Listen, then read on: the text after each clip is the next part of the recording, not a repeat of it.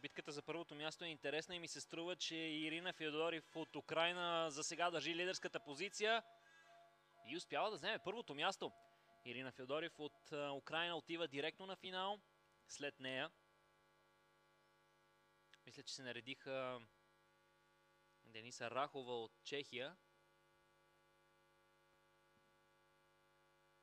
и може би Беатриш Фернандеш от Португалия.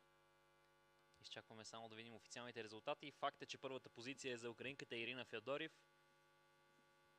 Следвана от испанката, всъщност Клаудия Колто е на втората позиция, а пък представителката на Чехия Дениса Рахова е на трета позиция. Тя също отива директно на финал.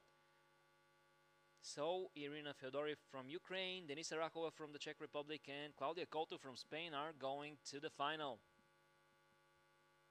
Ukraine on first place, second place is for the Spanish contender, third place for